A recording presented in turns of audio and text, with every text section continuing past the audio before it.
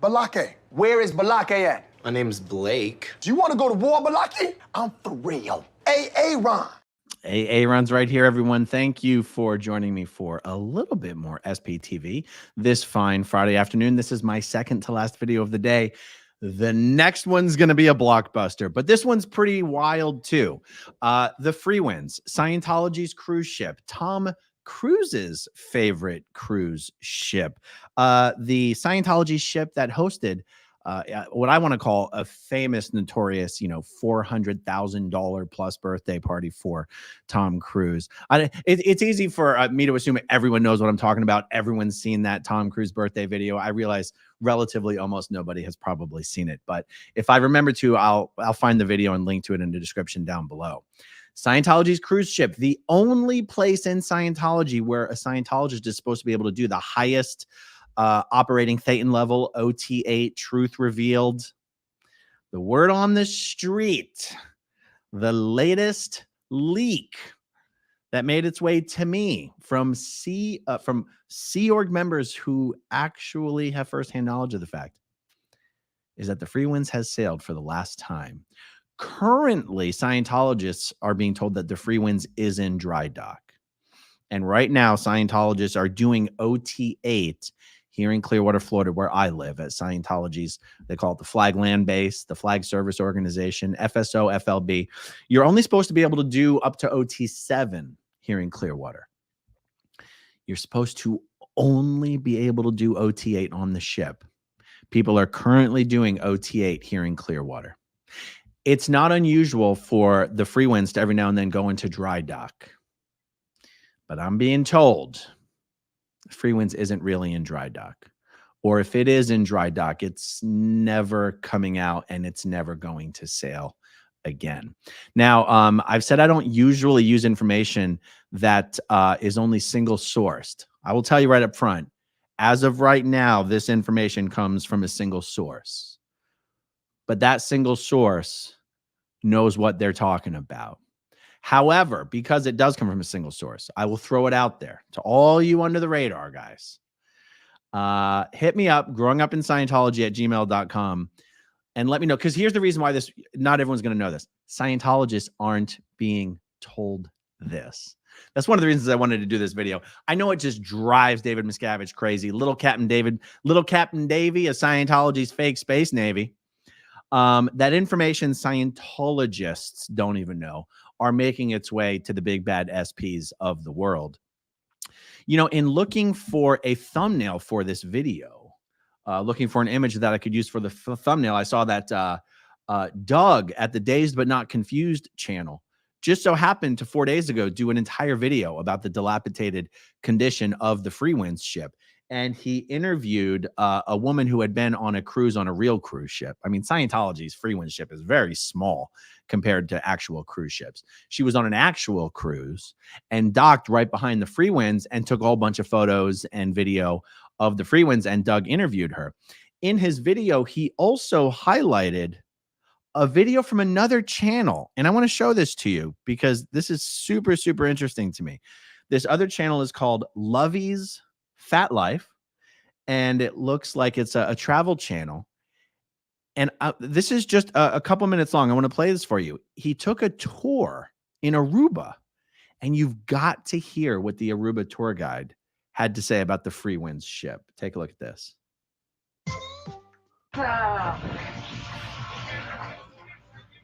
There's a Free Winds. It always here. So like this is the base of this. Sometimes it goes to Curacao, but it returns right away. Hey, I don't know if you guys heard about the Scientology. This is a Scientology ship. These people, they don't do tours. They come by plane, they stay here, so this is like their hotel. They don't talk with nobody. Very, very weird. No, I know, because I try to approach, I try to be, and they just don't look at me in your eye. They just keep going. They don't want to. I try. But it's always here. This is the free win. Wow. Sometimes they have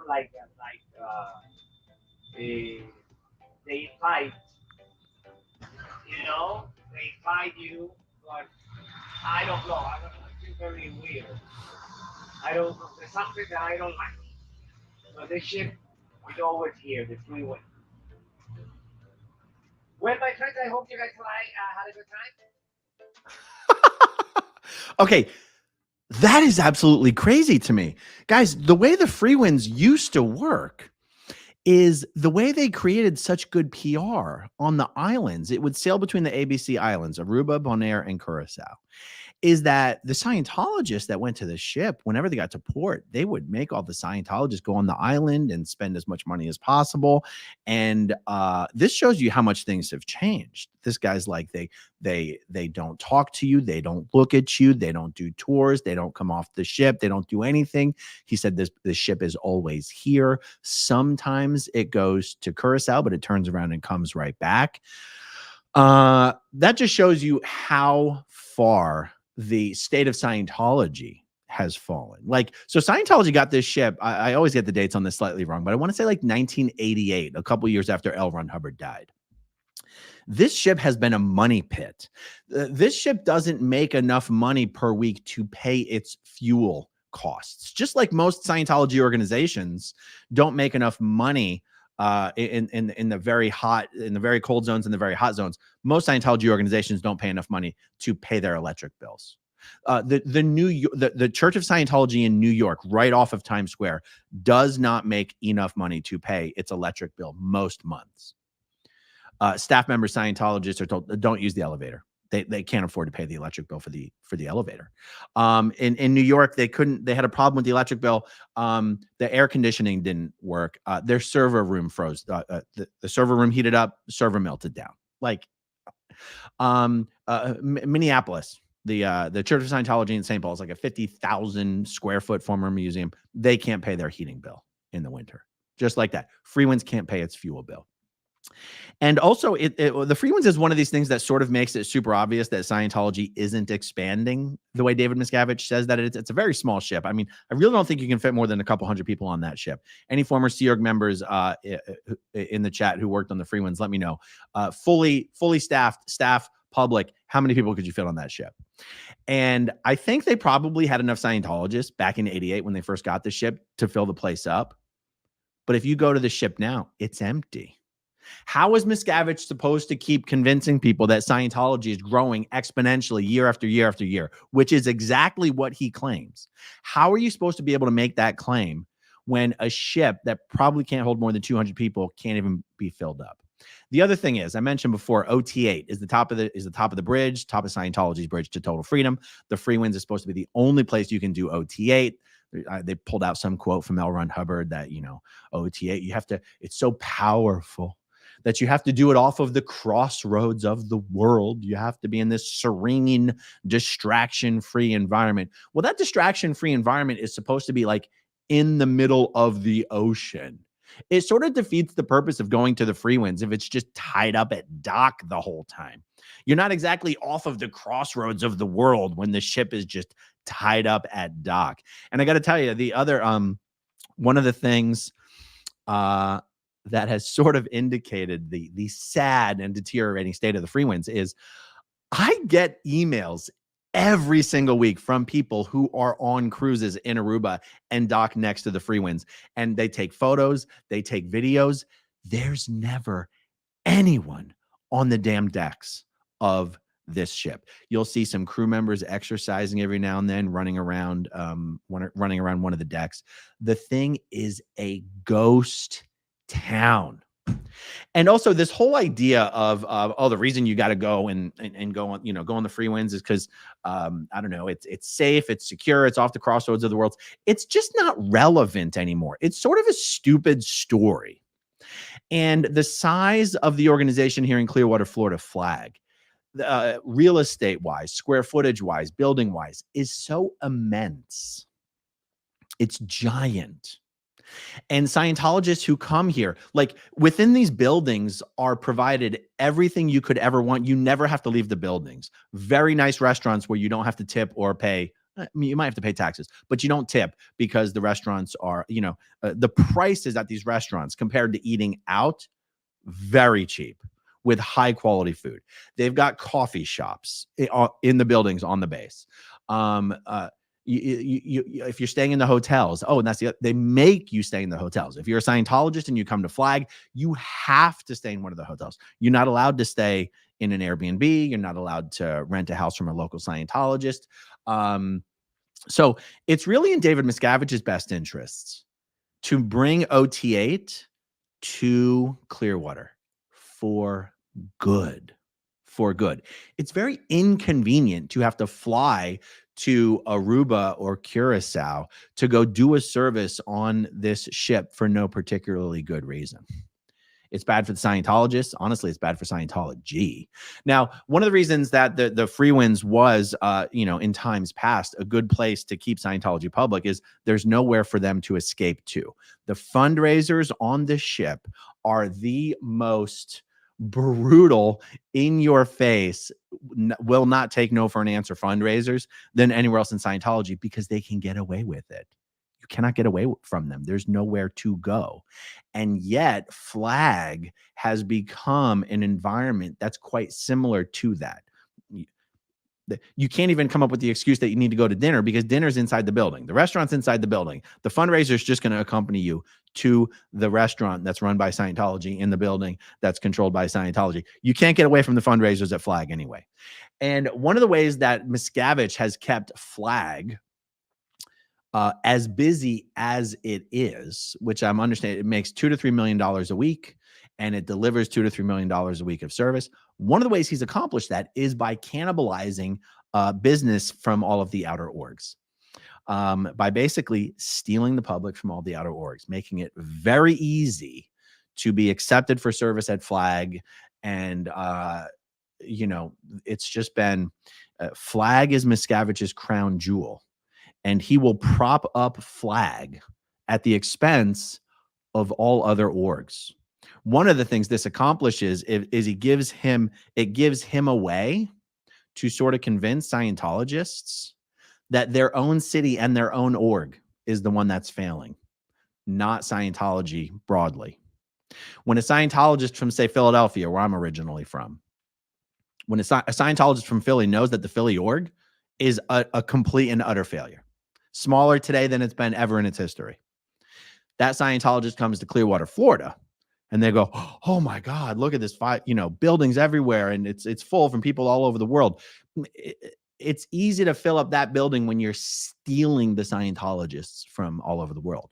But they go, "Oh my God, we're really not we're not really pulling our own weight in Philly. It must just be us." Because that Philly Scientologist hasn't seen all the other orgs to know that they're all also empty and failing as well. Even the ones with their new ideal org buildings are empty and failing. Guys, even Celebrity Center International, one of Scientology's crown jewels, empty. 4 people on course, on a weekday. 4 people. It's Scientology's failing, guys. And one of the things that Miscavige has done to keep this mirage going is try to keep Flag as busy as possible. I did not actually guess that he would totally scrap the Freewinds. It does make sense. It does actually make sense. Let me see. I had some notes. I want to make sure I didn't forget something. Yeah. Also, one of the cons that Miscavige has pulled on the Scientology public is that OT 9 and 10 are ready for release and will be released imminently once certain expansion benchmarks are reached in Scientology. That the reason OT 9 and 10 isn't released, it's not our fault. It's not management's fault. It's not David Miscavige's fault. It's the fault of the Scientologists in the world who aren't expanding all their local organizations. The ship is where OT 9 and 10 was also supposed to be delivered. So having this ship that he can't even keep full all the time, parked in Aruba, with some vague promise that eventually OT 9 and 10 will be released, that also creates a little bit of a problem, because if OT 9 and 10 isn't supposed to release for like many, many years, because these expansion benchmarks are unobtainable. OT9 and 10 is supposed to be released pretty much every year, but really it'll never be released because, first of all, they don't exist. And that's why he's made these expansion benchmarks. That's why he has made the benchmarks such that they are basically unobtainable. But the thing is, so many years down the road, how could he even explain using the ship to release OT9 and 10 if Scientology is supposed to be 100 times bigger now, especially a few years in the future, than it was in 1988? It just doesn't make sense. Now, you might be thinking, holy crap, is he getting ready to buy a brand new, or not a brand new, but new to Scientology, a much bigger cruise ship so he can continue to claim expansion? That would be kind of smart in the sense of trying to continue the illusion, but not smart in the sense that it would be impossible. So there's so many organizations around the world that have been trying to raise funds for the last, when did it start? 2004, almost 20 years. So 18, 19 years. There are so many organizations around the world that have been trying to raise millions of dollars to buy and renovate new premises for their existing orgs under this strategy that Miscavige launched called the Ideal Org Program. And not only have about half the orgs in the world been completely unable to raise the money that they needed to raise in the last nearly 20 years, but management has not stepped in. I mean, it's been 20 years, guys. So the orgs that haven't been able to raise the money, management has not stepped in to say, okay, we're going to be here. We're here to save the day. We're going to do, if you build it, they will come. We're going to step in. We're going to plunk down the $3, $5, $10 million needed to finish this building for you guys, because we know that once this building is here, all the public are going to swarm in. That's the pitch. That's what Miscavige says is the reason for the strategy. If you build it, they will come. Management has not stepped in to help complete this strategy.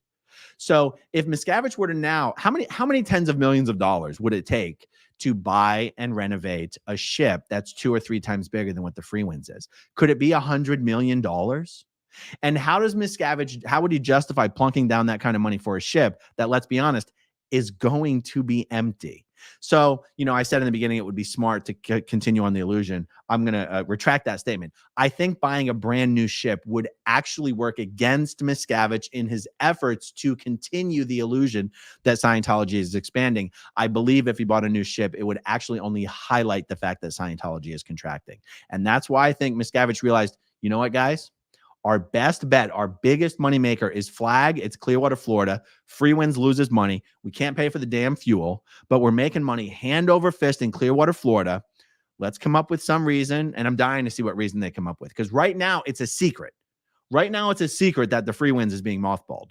It's a secret. I cannot wait to hear the reason they come up with, because whatever they come up with is going to directly contradict what they claim L. Ron Hubbard said was the reason they needed a ship in the first place.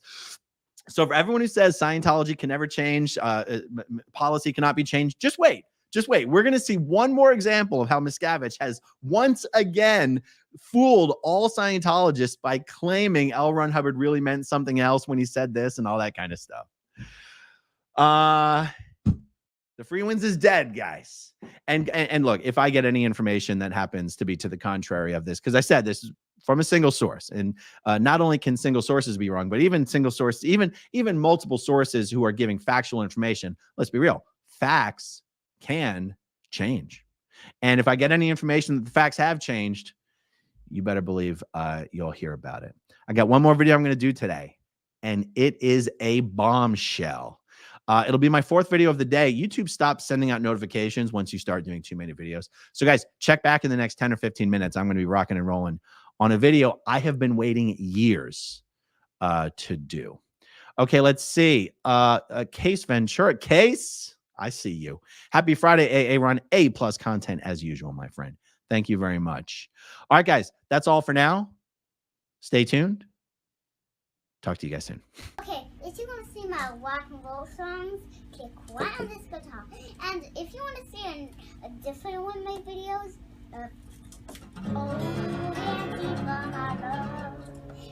then you could click right inside here. If you have subscribed or not, subscribe right